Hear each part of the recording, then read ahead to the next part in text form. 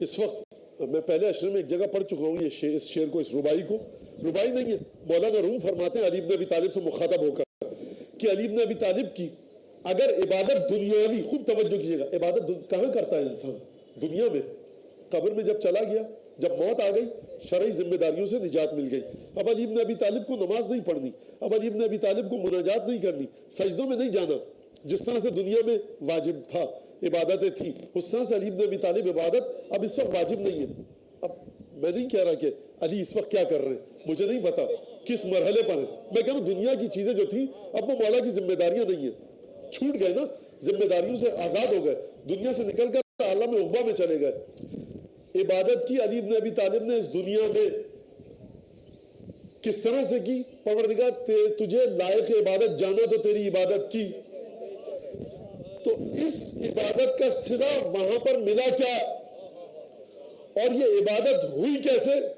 ہر عبادت بنیاد ہوتی ہے علم کے مطابق اور حکمت کے مطابق، تو علم امیر المومنین، حکمت امیر المومنین اس مقام پر تھا، اور تھی حکمت کہ جس نے علی بن ابی طالب سے ایسی عبادت کروائی۔ ابھی علی بن ابی طالب جو دروازہ ہے رسول خدا کا، رسول خدا خود کیا ہے؟ رحمت للعالمین، بشیر و نذیر، حق، شاہد و مشہود، مبشر، یہ رسول خدا ہے۔ فرماتے ہیں مولانا روم، ایک درود بھیجیے محمد آل محمد کو۔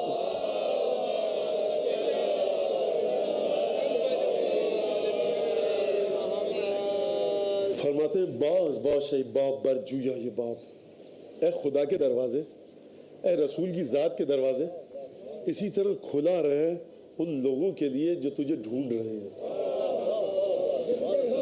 جو تجھے ڈھونڈ رہے ہیں۔ دروازہ بند ہو تو آپ کو دکھ جائے گا، یہ دیوار ہے، اب یہ لکڑی یا لوہے کا دروازہ، دو پٹیں دو کیوار ہیں اس کے، دکھ جائے گا آپ کو، چاہے بند ہو چاہے کھلا ہو۔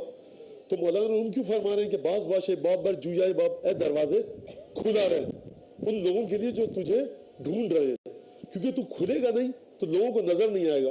یہ شعر تو غلط ہے، کیونکہ دروازہ چاہے بند ہو چاہے کھلا ہو دکھ جاتا ہے، بھئی یہ دیوار نہیں ہے دروازہ ہے، آپ کو دکھ رہا ہے، قنات میں سے دروازہ نما ایک چیز ہے، آپ کو دکھ رہا ہے، یہ بند ہو جائے تو نہیں دکھے گا، لیکن کمروں کے گھروں کے دروازے دیوار کے ساتھ سمجھ میں آ جاتے ہیں۔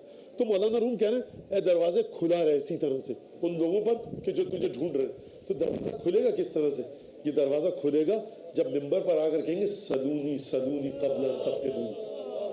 اگر علی اپنے علم کا اظہار نہ کریں دنیا سمجھ نہیں پائے گی کہ علی بن ابی طالب کے پاس کتنا علم ہے۔ یہ جو علی بن ابی طالب نے جملہ کہا نا، وہ انی لا اعلم بطرق السماء من طرق الارض، میں آسمان کے راستوں سے زیادہ واقف ہوں زمین کے راستوں سے، یعنی کل قیامت میں کوئی یہ نہ کہے اے علی تم بتاتے تو صحیح کہ کتنا علم تھا، ہم سیکھا ہی نہیں تم سے، تم بتاتے تو صحیح۔ مولانا روم فرمانا باز باش باب بر جویا یہ باب ہے دروازے خدا کے علوم کے، کھلا رہے ان لوگوں کے سامنے جو تجھے ڈھونڈنا چاہتے ہیں، اپنے کو خدا کے لیے بند مت کیجو۔ باز باش باب بر جویا باب تا رسد باتو خشور اندر لباب، تاکہ اے علی یہ جو میووں کا چھلکا ہے نا یہ تیرے علم کے صدقے میں مغز بن جائے۔ بادام، اخروٹ ایک چھلکا ہوتا ہے ایک مغز ہوتا ہے، قشور کہتے ہیں چھلکے کو، لباب کہتے ہیں مغز کو۔ اے علی جو چھلکے نما عقل رکھتے ہیں نا، سطحی عقلیں، ان کی عقلوں کو تو کامل کرے گا۔ تا رسد باتوں قشور اندر لباب۔ ایک صلوات پڑھی محمد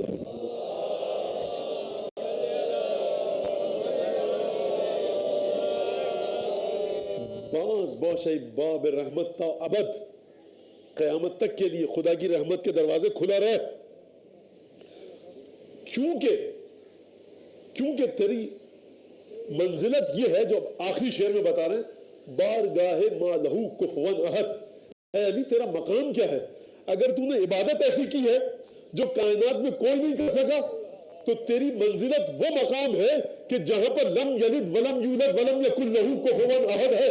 تیری ذات وہ ہے کہ جو لم یکن لہو کفون احد تک پہنچنا چاہے، وہ ذات کہ جس کے ہم پلہ کوئی ذات نہیں ہے، تو اس تک کا رہنما ہے، تو اس کی ذات تک لے کر جائے گا کہ جس کی ذات کے برابر کوئی ذات نہیں ہے، کیونکہ تیری ذات کے برابر کوئی ذات نہیں ہے۔